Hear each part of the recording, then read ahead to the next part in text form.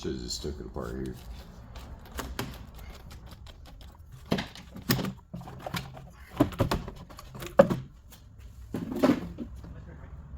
So I'll just disconnect the air filter housing at clamp here. I put all this back together. There's no need to disconnect all that. This gives you all the room you need. But we're going down to the lower hose here.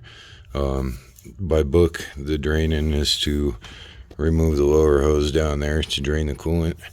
But since we're doing the thermostat anyway, thermostat housing's right there. I'm just going to disconnect the lower hose there. We'll put a bucket down below. Alright, so I got a decent bucket down below. It really isn't going to matter even if you do it over here. You're going to make a mess either way it goes. This is all going to come gushing out. This is the only way to drain the system. So if you've got a really big container down there, that would be better, but expect to make a mess for sure.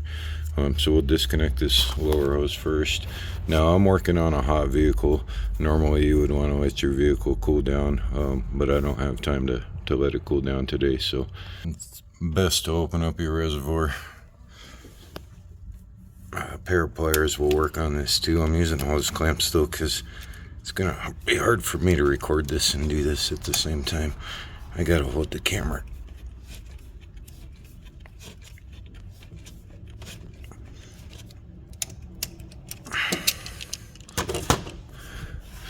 Now, if you're working on a hot car, be very careful right now.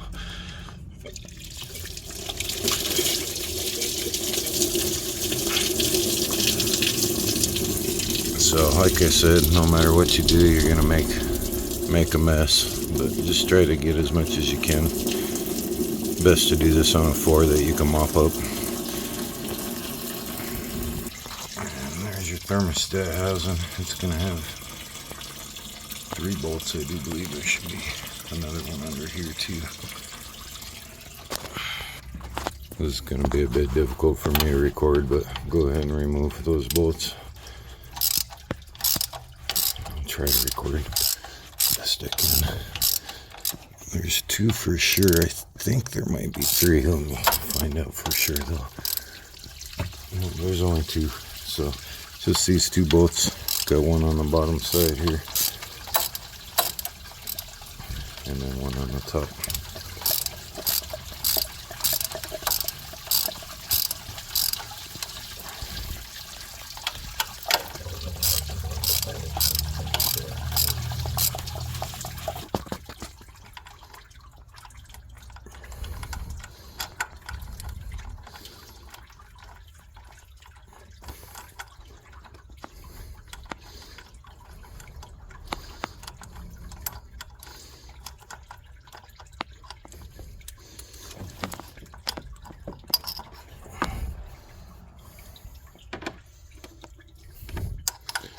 Okay, I'm gonna have to put you down for this one so I can grab the thermostat housing, but remove that top bolt and move out the thermostat housing. Let's see. Sometimes it'll stick in there, sometimes it'll stick in the housing. If it has a little pin on it, you want to take note of where that pin is located so it goes back in the same spot.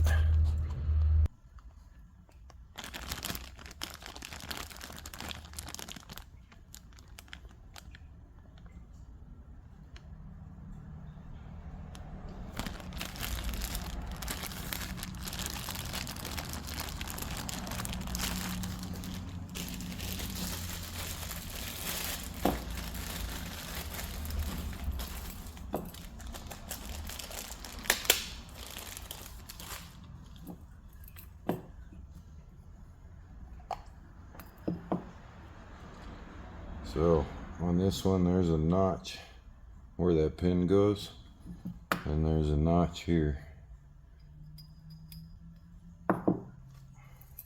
So when you put your gasket on, make sure this part goes around the pin.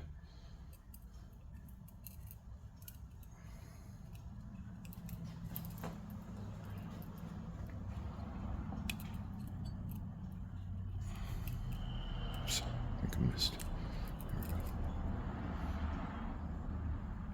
There's a little notch right there. and that will go the right way, like that.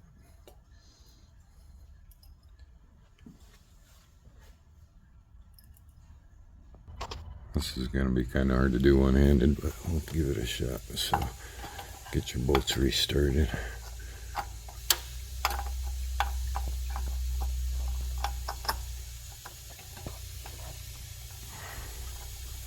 I gotta put you down.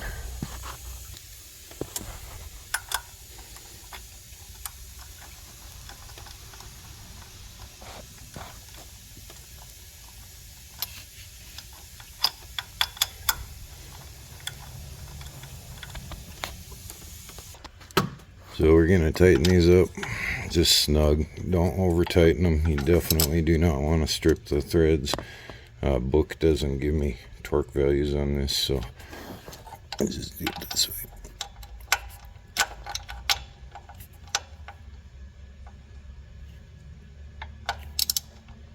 It doesn't really take much, just snug it up.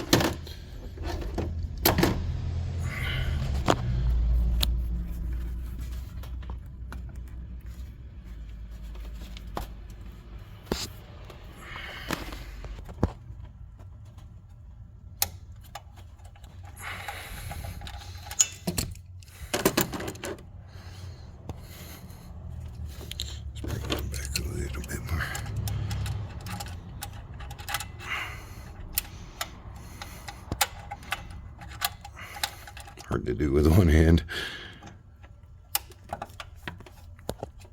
There we go. If you replace this clamp, I do recommend spring clamps. I used to really hate them, and I used to always go with the screw type clamps. But these spring clamps, they're actually designed so when the rubber starts wearing down, the clamp will tighten up more on it. So it avoids leaks in the future. I definitely recommend spring clamps if you do replace it. I'm just going to clean this up with some Windex. Let that drip into my bucket. And then we'll do the temperature sensor. Alright, so you know all this goes back together when you're done with that job. I've got other work that I'm going to do on the car, so I won't be putting the intake back on yet. But from the thermostat, you're going to follow around here, and you're going to find your temperature sensor is going to be right there. So be careful not to break the clip. You actually have to pull on this end up a little bit, so you don't want to break that. These usually get really fragile. Go ahead and position your bucket under here. It might still leak a little bit out since there's coolant still in the head. Now on this sensor, you can use a 19mm wrench or a 19mm socket. I like to use a socket, but sometimes this plug wire gets in the way, so you might find it easier just to disconnect it. I like to disconnect it from up here because down here you have more of a chance of pulling the wire out and breaking it. So that should give me enough clearance to get my socket up on it.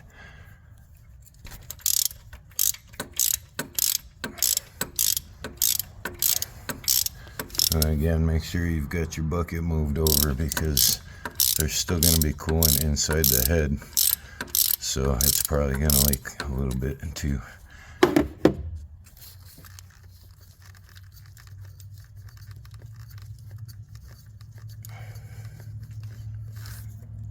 Nope, actually it didn't.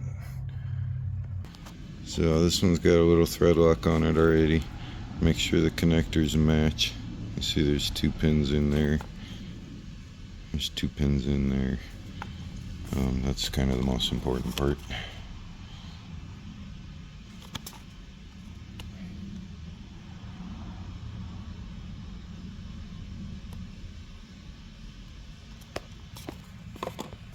Alright, just get that started in there. I don't know if you guys can see that. There we go.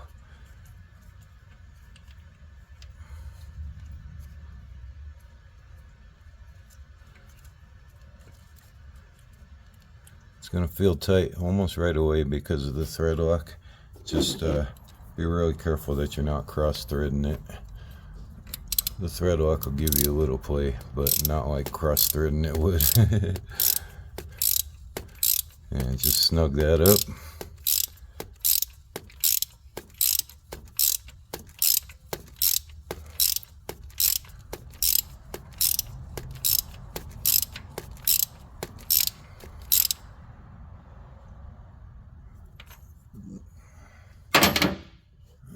Reconnect your connector.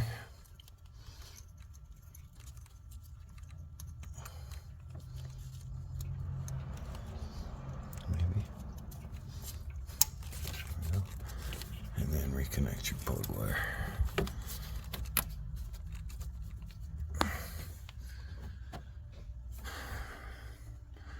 Okay, at this time I have a little bit of other work to do, but I will come back at the end and I'll finish this video up with doing this, and then we'll burp the coolant.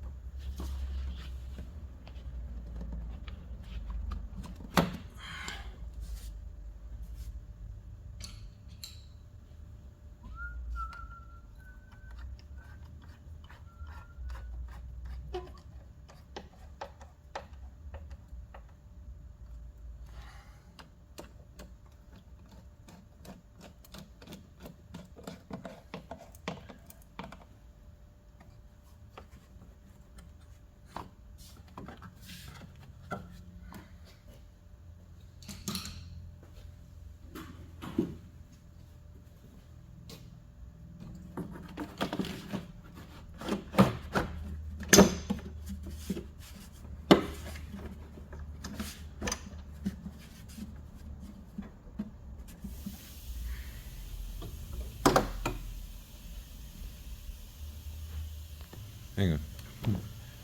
Grab this hose.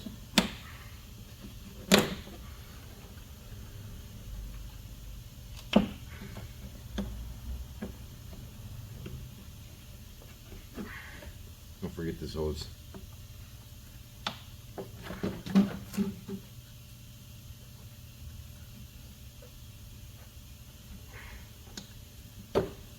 Sometimes these little rubber mounts get stuck on the pegs. You just gotta put them back in their holes.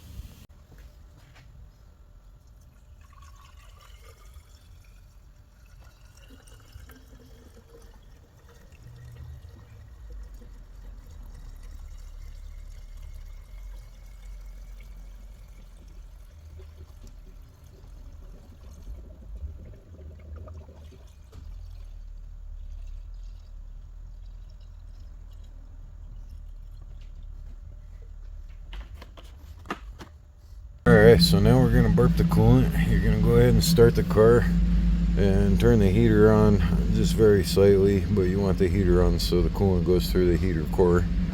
So make sure that the AC is shut off and the heater is on just very slightly, or you can crank it. It's totally up to you.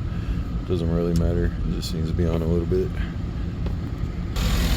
As you're burping the coolant, you're going to see the coolant went way down, so we need to put some more in there. But as you're doing that, make sure you keep checking underneath for leaks and that everything is dry. So burping coolant takes quite a while, usually about 30 minutes I would say if you do it properly. You just want to keep watching your coolant level, make sure it's not like overflowing or anything. Of course, you're going to see bubbles come through. That's part of burping it. That's what you want to see. You want to see the air come out of the engine. I do this until the fans kick on at least once, maybe twice, and until I see no more bubbles coming out. While you're doing the burping, just come and check on your temperature every now and then. Make sure you're not overheating or anything like that.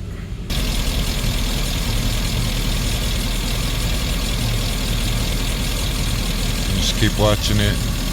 Make sure the bubbles, make sure it's not overfilling.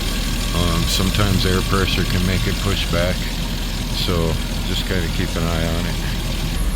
Keep checking for leaks, make sure nothing's leaking. So while it's doing its burping, I kind of like to clean up things a little bit sometimes. Just a little extras,